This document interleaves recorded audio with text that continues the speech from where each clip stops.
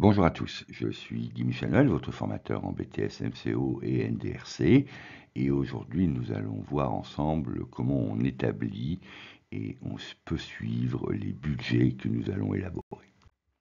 Tout d'abord, le plan de la séance, nous allons voir ensemble la gestion budgétaire ainsi que le schéma de la démarche d'élaboration, le budget des ventes, naturellement, le budget des charges, le budget de trésorerie avec les encaissements et les décaissements.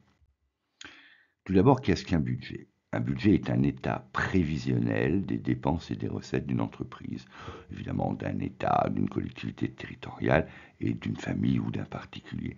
C'est vraiment un état prévisionnel, c'est-à-dire ce que l'on prévoit à un moment ou à un autre au niveau des recettes et au niveau des dépenses. La gestion budgétaire, tout d'abord, elle consiste à traduire en programme chiffré ce que l'on appelle un budget, les décisions et les prévisions élaborées par les décideurs, donc des entreprises. La première étape, il s'agit d'élaborer des différents budgets d'exploitation et d'investissement, à partir des objectifs que l'entreprise va se fixer, des plans d'action qu'elle va définir et évidemment des prévisions qu'elle va mesurer. Nous présentons les différents budgets en valeur. La deuxième étape, il s'agit d'élaborer le budget de trésorerie. À partir du budget de TVA et des tableaux des encaissements et des décaissements, prévisionnels naturellement, ainsi que les prévisions des soldes mensuels de trésorerie qui permettent aux managers d'anticiper les situations de trésorerie et donc éventuellement le BFR si le BFR est positif. Tout d'abord, aucun budget ne peut commencer si nous n'avons pas prévu, évalué les ventes. Ce budget est déterminant car il détermine les recettes de chiffre d'affaires, mais aussi de TVA que va collecter l'entreprise. Donc vous avez un exemple ici, prévision du chiffre d'affaires hors taxe, janvier, février, mars, 20 000, 32 000, 44 000. Nous n'oublions pas la TVA à 20% dans le cas précis. Je vous renvoie sur des vidéos que j'ai pu produire, notamment sur la prévision des ventes. Aucune idée ou prévision de chiffre d'affaires ne peut être réalisée de façon aléatoire. Elle doit être réalisée de façon factuelle avec des éléments concrets. Et je vous renvoie donc sur la prévision des ventes, les méthodes de Maillard, des moindres carrés et des points extrêmes. Le budget des charges, maintenant, il s'agit de mesurer toutes les dépenses que l'entreprise va devoir réaliser, notamment les dépenses d'approvisionnement qui sont liées au chiffre d'affaires que l'entreprise va envisager. Donc ce budget des approvisionnements, on l'appelle les charges variables. Les autres charges dites de structure sont les charges fixes que l'entreprise doit assumer, quel que soit le niveau du chiffre d'affaires. Même si le chiffre d'affaires est à zéro, l'entreprise doit assumer des charges fixes. Donc on va retrouver les charges externes soumises à la TVA, comme les énergies, les fournitures, l'entretien, transport, communication, etc. Et puis des charges non soumises à la TVA, comme par exemple les assurances, les salaires ou les charges sociales. La TVA dans le cas présent est de 20%, qui est le taux normal, et donc nous retrouvons avec l'exemple du tableau janvier, février, mars, 10 000, 12 000, 12 500, nous n'oublions pas les TVA. Réaliser un tableau récapitulatif qui répartisse les charges variables et les charges fixes de l'entreprise, c'est très important parce que ça va nous permettre de retravailler les marges et les coûts pour notamment le calcul des charges variables de l'entreprise et de bien fixer les charges de structure et de les mesurer, étant entendu que les charges de structure impactent grandement le seuil de rentabilité de notre entreprise.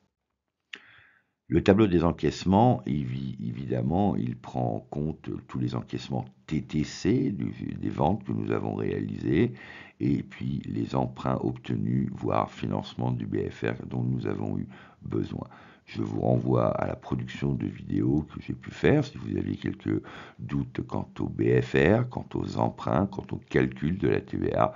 Vous avez tous les supports à votre disposition sur la chaîne. Il est important, dans le cadre des tableaux des encaissements, de tenir compte des délais de paiement des clients. Toutes les entreprises n'encaissent pas comptant les factures clients. Le tableau maintenant des décaissements et le budget des investissements.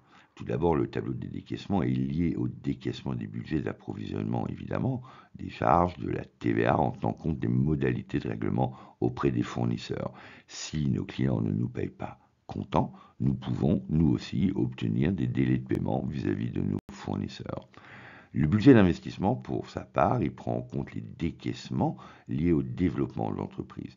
Achat, agrandissement de la surface commerciale, par exemple, achat de matériel, mobilier, informatique.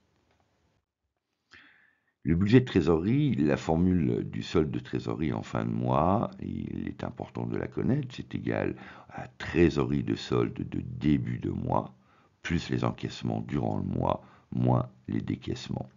Les encaissements correspondent aux encaissements TTC, des emprunts, subventions, etc. Les décaissements, par contre, correspondent aux paiements TTC de la TVA aussi et des factures aux fournisseurs, emprunts, remboursement d'emprunts durant la période. L'importance de l'élaboration des budgets dans la gestion d'une entreprise, c'est évident. Les budgets permettent de piloter l'entreprise, permettent d'anticiper le niveau des charges à réaliser en fonction de la réalisation du chiffre d'affaires prévisionnel, raison pour laquelle le prévisionnel des ventes est très très important. Ça permet aussi d'identifier les charges variables et les charges fixes de chaque budget. Il permet de négocier les conditions de paiement avec les fournisseurs aussi pour éviter d'avoir un BFR élevé. Permet aussi d'anticiper les besoins en trésorerie pour anticiper un BFR éventuel. Permet de mesurer aussi la saisonnalité des ventes et donc des dépenses qui devront être adaptées. L'élaboration d'un budget est fondamentale. La schématisation de la démarche d'élaboration des budgets, vous voyez à gauche nous avons tout ce qui est prévision des ventes, donc en bleu tout ce qui est niveau de prévision des ventes, encaissement.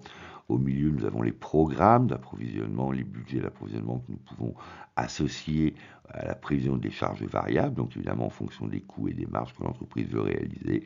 Et nous avons en orange les tableaux des charges variables et fixes qui est très important. Et ensuite, nous avons à droite le prévisionnel des investissements en tant que de besoin pour l'entreprise. Ne pas oublier que la maîtrise des charges fixes est très important dans la mesure où on ne maîtrise pas le chiffre d'affaires. La seule chose qu'une entreprise peut maîtriser sont ses coûts, et notamment la maîtrise des charges fixes pour éviter un seuil de rentabilité trop loin dans la chronologie d'une année. Ça permet de calculer le BFR éventuel, calculer précisément les marges et coûts de revient, détailler toutes les lignes de charge dans votre prévisionnel, c'est très important pour ne pas en oublier. Mon conseil, c'est de toujours de réaliser 3 budgets, un optimiste, tendance réaliste, un très réaliste et un autre pessimiste. Si le pessimiste est rentable, c'est parfait.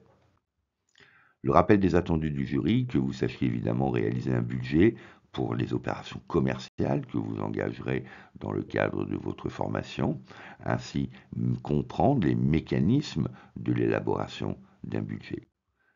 Les mots-clés à retenir, évidemment, encaissement, décaissement, la formule de la trésorerie, les budgets, investissement, emprunt, calcul de la TVA, très important, ainsi que le solde de trésorerie. N'oubliez pas que le succès, c'est vous-même qui détenez la clé de votre succès à votre diplôme. Nous, formateurs, nous ne sommes là que pour vous accompagner, vous donner le meilleur de nous-mêmes en fonction de notre formation, de notre expérience. Vous retrouverez toutes mes vidéos dans les matières sur l'intégralité des filières MCO et NDRC, en gestion, en MEC, bloc 1, bloc 2, technique de vente et CEJM. N'oubliez pas, si vous appréciez, de liker, si vous souhaitez des informations, commentez, et surtout, abonnez-vous pour que vous puissiez être prioritaire en actionnant la cloche sur les productions à venir. Je vous dis merci et à bientôt. Au revoir.